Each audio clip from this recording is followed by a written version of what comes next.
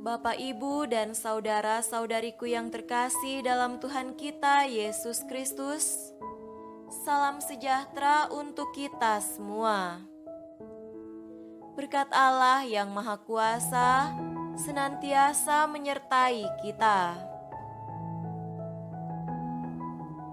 Hari Jumat tanggal 29 April tahun 2022 adalah peringatan wajib Santa Katarina dari Siena, perawan dan pujangga gereja. Santa Katarina lahir di kota Siena di Italia Utara pada tahun 1347. Katarina kecil, tidak bersekolah dan tidak pandai menulis. Ketika berusia 6 tahun, ia mengalami suatu peristiwa ajaib. Ia melihat Kristus berada di atas gereja Santo Dominikus, sedang memberkati dirinya. Hal ini membawa perubahan besar dalam hidupnya, dan ia mulai banyak menyendiri untuk berdoa. Perilakunya ini kemudian mengetuk pintu hati orang tuanya dengan memberi izin baginya untuk bergabung dalam ordo ketiga Santo Dominikus ketika ia berusia 15 tahun. Di dalam biara, ia tetap melaksanakan doa dan meditasi di samping karya amal dan kerasulannya. Lama-kelamaan, ia pun menjadi pusat perhatian semua anggota biara karena kerohanian dan kepribadiannya yang menarik.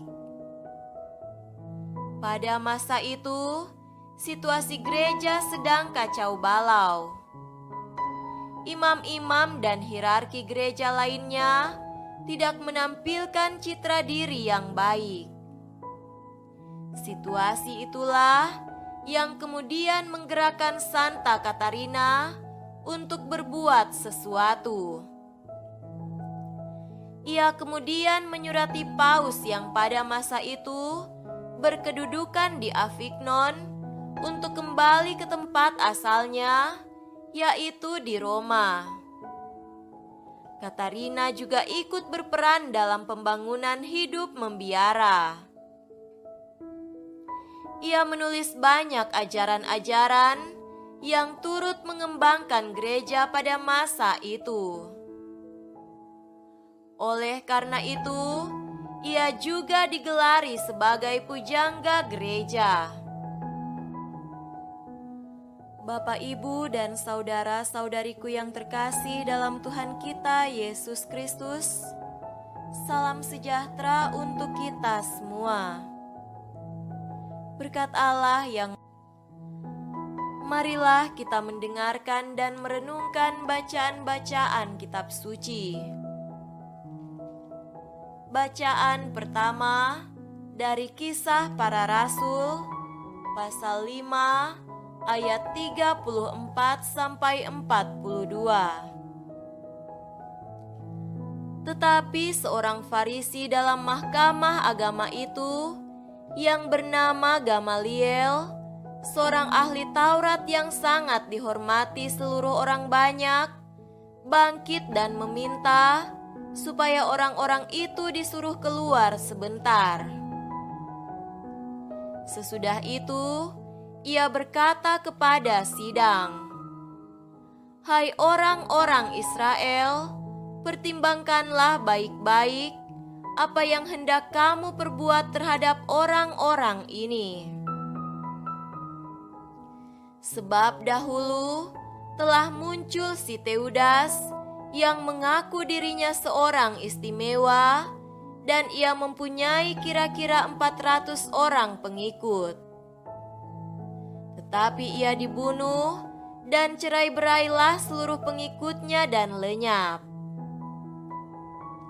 Sesudah dia, pada waktu pendaftaran penduduk, muncullah si Yudas, seorang Galilea. Ia menyeret banyak orang dalam pemberontakannya, tetapi ia juga tewas dan cerai-berailah seluruh pengikutnya. Karena itu aku berkata kepadamu, janganlah bertindak terhadap orang-orang ini. Biarkanlah mereka, sebab jika maksud dan perbuatan mereka berasal dari manusia, tentu akan lenyap, tetapi kalau berasal dari Allah, kamu tidak akan dapat melenyapkan orang-orang ini. Mungkin ternyata juga nanti bahwa kamu melawan Allah. Nasihat itu diterima.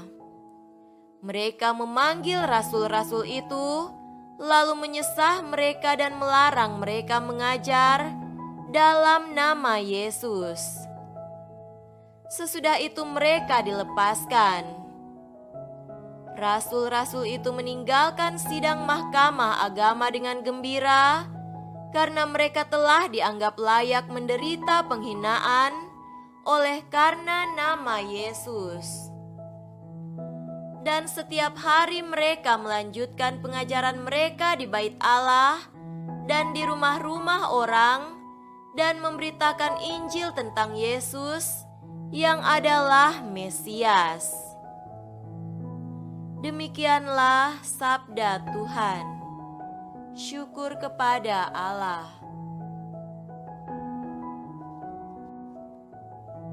Semoga Tuhan beserta kita sekarang dan selama-lamanya.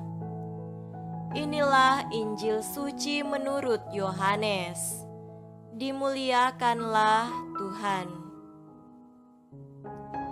Injil Yohanes pasal 6 ayat 1 sampai 15.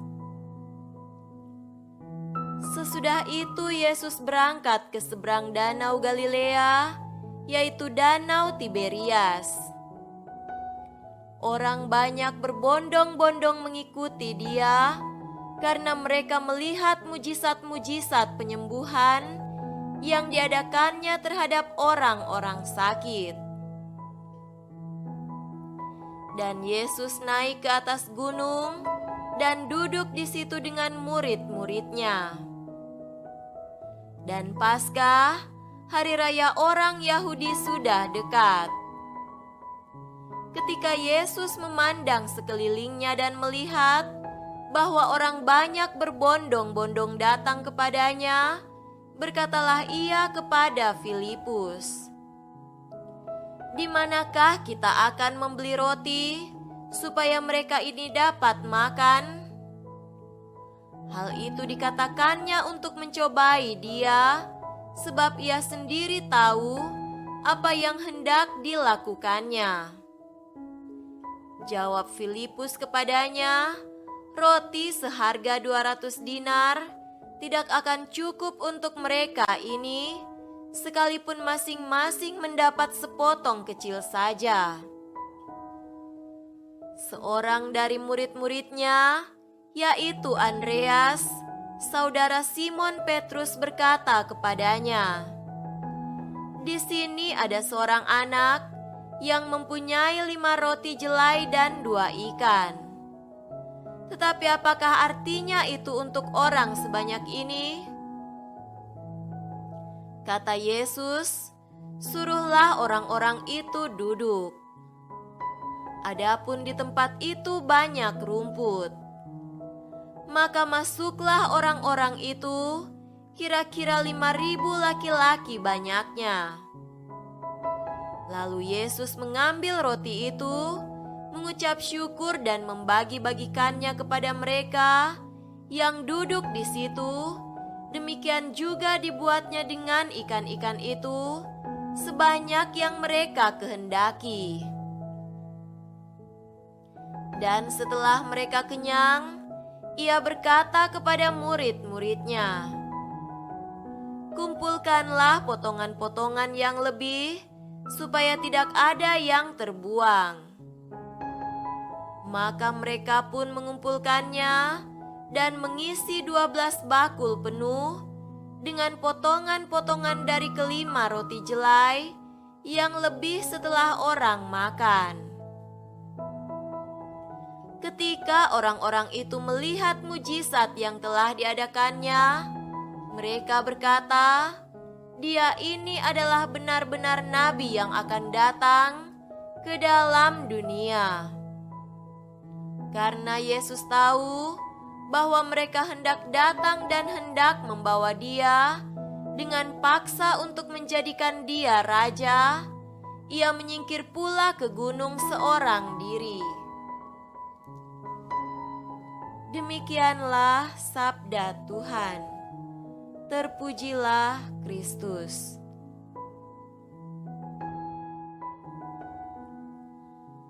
Saudara-saudariku yang terkasih dalam Tuhan kita Yesus Kristus, tema renungan kita pada hari ini adalah mengenal perbuatan yang berasal dari Allah.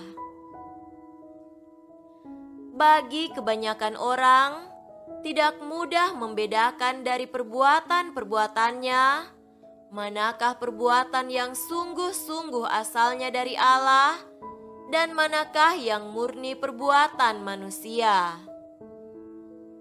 Hal itu disebabkan karena manusia memiliki akal budi dan hati nurani yang membuatnya merindukan dan mencari kebenaran dan mendorongnya melakukan kebaikan.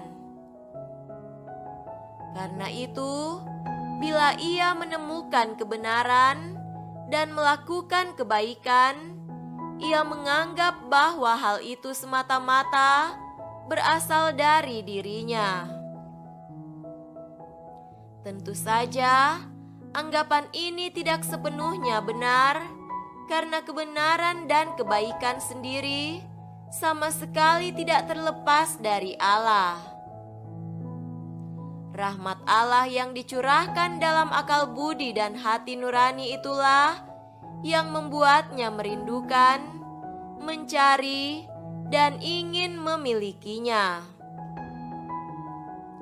Maka, sesungguhnya bila manusia menemukan kebenaran dan melakukan kebaikan, ia telah mencicipi kebenaran dan kebaikan yang berasal daripadanya.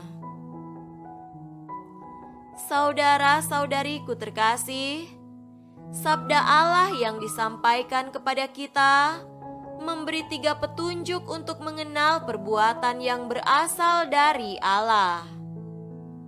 Pertama, perbuatan manusia yang asalnya dari Allah bersifat luar biasa dan tidak dapat diulangi oleh siapapun.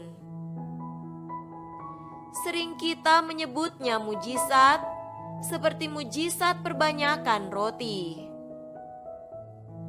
Masakan 5 buah roti dan 2 ekor ikan dapat dilipat gandakan berkali-kali untuk memberi makan sampai kenyang 5.000 orang laki-laki, dan masih tersisa 12 bakul penuh roti banyaknya. Ini kenyataan yang melampaui nalar sehat. Yesus satu-satunya manusia yang melakukan mujizat ini.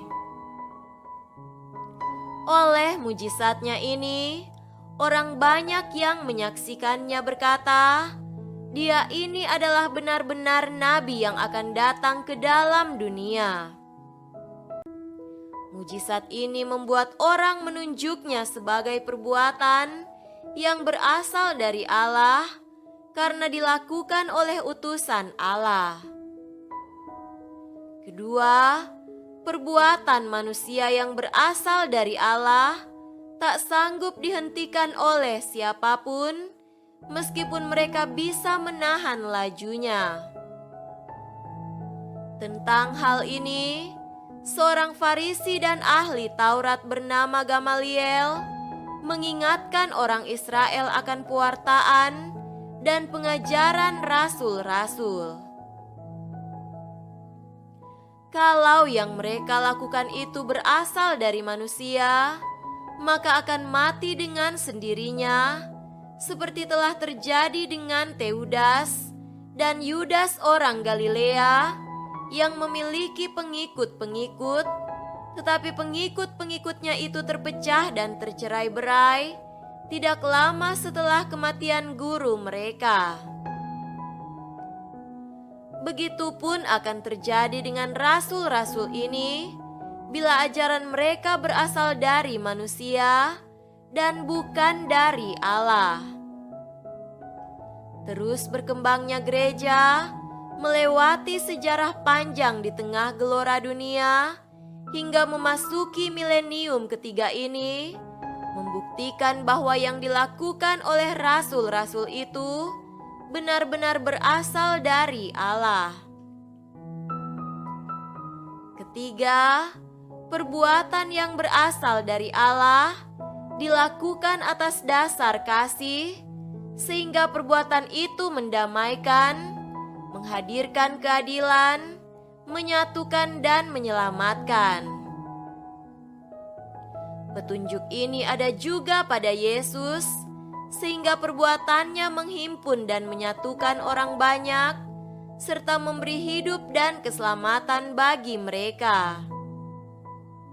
Sebaliknya, mereka yang tidak benar-benar hidup dari Allah akan menghasut sesamanya untuk bersama-sama melakukan hal yang jahat dan tidak benar. Dalam hidup bersama di tengah dunia yang serba maju dan canggih ini, petunjuk-petunjuk ini dapat menjadi cermin dan tanda awas bagi kita dalam pergaulan dengan sesama, agar tidak terjerumus dalam perbuatan yang tidak berasal dari Allah. Semoga demikian. Amin.